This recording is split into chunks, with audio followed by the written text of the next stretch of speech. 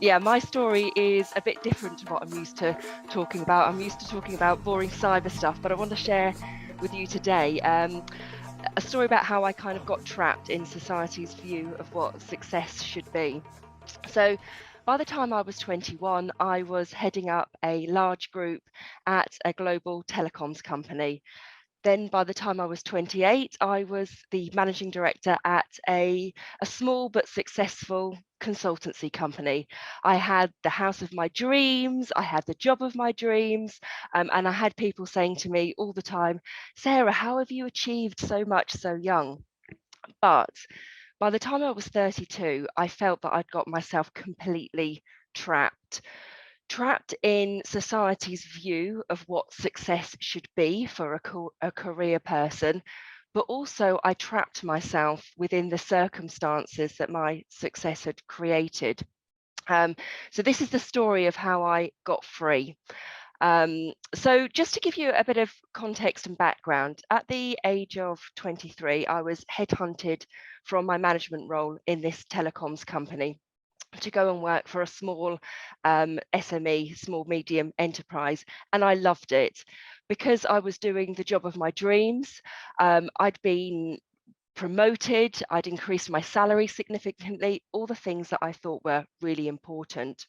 It had given me opportunities to do things that I thought I'd never get the opportunity to do in a big organization. I was running my own projects. I was talking to senior people in large organizations, and we were a real little family. We were working out of the living room of this business owner's house, and everything, like I said, from the big projects, even to changing the cat litter. We all mucked in and got on with it. And I put my life and soul into that business. And we grew it from those three people in the living room to a multi-million turnover business, 20 people working at really lovely premises. And I grew along with it from the first project manager to the ops manager to the ops director. And then finally, I ended up being the managing director. But I always felt like I was winging it, like I was a bit of a fake or a fraud, really. I'd put effort into learning how to be a good leader. But I think it was my age. I always remember going into meetings and you do that thing where you go around the table and introduce yourself. And I would say, hi, my name's Sarah James and I'm the ops. And I couldn't even say the word director because I just kept thinking people are going to look at me and think, what you? Are you serious? This must be a joke. So, like I said, I always put effort into trying to develop myself as a leader. And eventually I asked to go on some training to learn how to run a business. And it made me realize some very fundamental things that were wrong with the relationship that I'd got between myself and the business owner. First of all, I was a complete slave to their whims. Whatever they wanted, I would do. And I realized that they loved me because they could manipulate me, and really manipulate me they did. Things like I remember making a decision to employ a new head of sales and marketing on one day, and by the next day the business owners had changed their mind, but of course it was my job to phone her up and say, yes, sorry, I offered you the job yesterday as a draft contract, today that's different. And just feeling so sick and awful having to deliver those messages that I didn't believe in, and completely stuck and trapped, and being manipulated. People came and went all the time in that business. And I sort of watched it happen. People would come in that either had more experience than me and would probably realize this culture's not that good and they would move off. Or they would become so frustrated and angry with the business owners that in the end, the business owners would just sack them and get rid of them. And I just watched that happen and thought, oh, it's quite good that I can get on with it. But really, I was so concerned about projecting the right image of myself, particularly as a woman in a business and in a career, that I had completely hidden and lost the genuine me. To the extreme that I even remember now, and it's crazy when I think of it. My husband and I were trying for children, and we got put on the list for IVF, and I couldn't tell them that. I felt so I created so many crazy stories um, to cover for the appointments that I went to. I even remember, having to ask my parents to lie in case they spoke to somebody who spoke to somebody else who knew the business owners. It was complete lunacy, and I was tying myself up in knots for no real reason at all. And that, I guess, came to a head when I did fall pregnant, and it was ectopic, and all of a sudden I was rushed into hospital, and my husband had to call the company and tell them what was happening. I even remember coming out of that and saying to them, "Do you know, I don't know how that happened. We weren't even trying for children. Why could I still not tell the truth?" But that time that I went away and started to learn about this unhealthy relationship I had with the business owners made me realize a few things. First of all, I had no real control over the situation. I didn't own a share in the business, I was just running it for somebody else. So they had all the risk and all the reward. And I realized that too late on, that I couldn't really make a difference. They would be silent for months, letting me get on with running the business. And all of a sudden, they would come in and gate crash all my decisions. And I had to understand that that wasn't really their fault. I couldn't blame them, because that would lead me to the grumpiness and the unhappiness that I'd seen a lot of other colleagues who came and went experience. And I didn't want that to be me. I wanted to see the positives.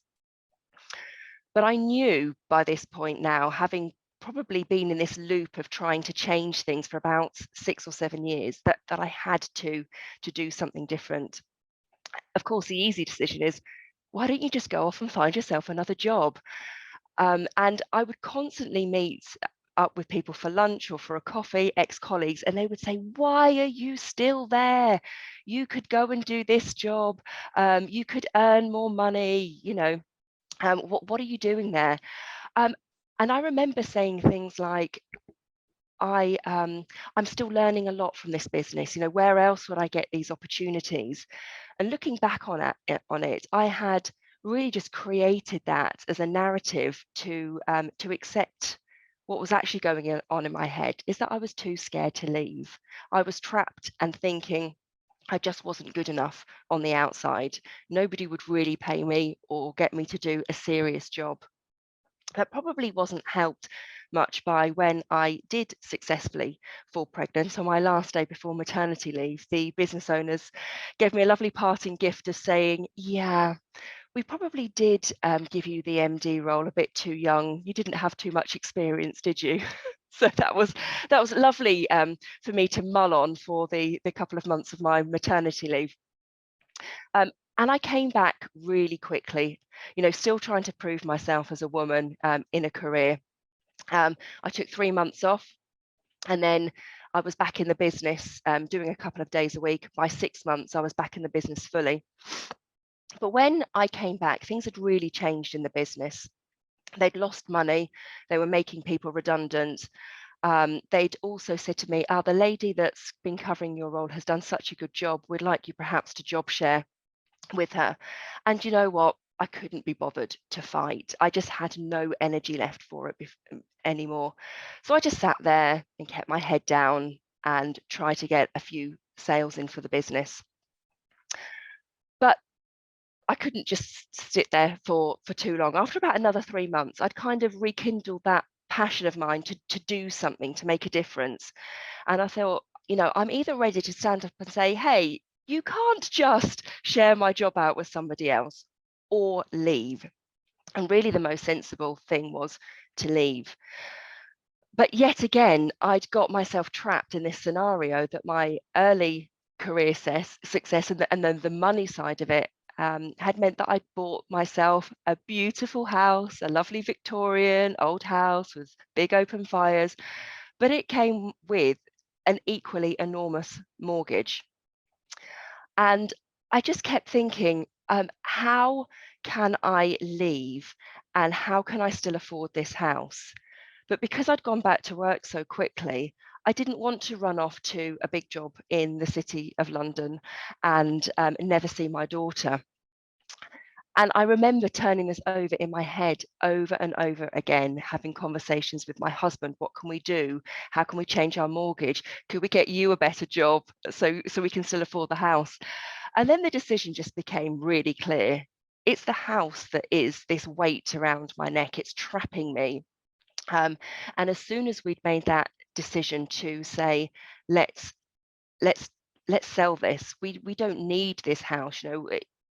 It was in my head as this was what we should be doing to be successful, but it was just so trapping. It was like this enormous barrier had been lifted. So I still gave that business 6 months after I'd sold the house, and then I just crashed and did mum things for about 6 months until one day I was at the kitchen sink washing up, and I felt a bit like Groundhog Day. I thought I've washed up about 100 times today, and that's when I knew I had to return to the world of work somehow. Um, but the decisions then were easier for me because the things that had trapped me previously, my view of career success, the house, the mortgage, meant that I was now free to choose what I wanted to do. And I suddenly opened up so many opportunities, which is when I set up the business that I'm in today and do some things with Marilee's on. But I'd trapped myself because of this view that society has quite often, that career progression is about getting the next position, about getting more letters after your name. I trapped myself because I had this view that it was all about the money I earned, the salary I earned, the house that I was living in. And I'd also trapped myself because I was so concerned of what other people thought of me, that I was afraid to be genuine and be myself.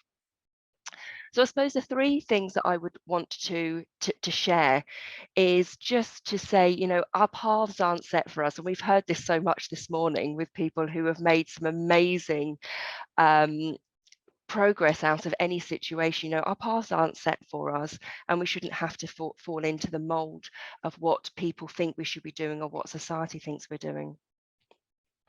The other thing, and again, seeing this so much this morning, is to find the positives in any situation.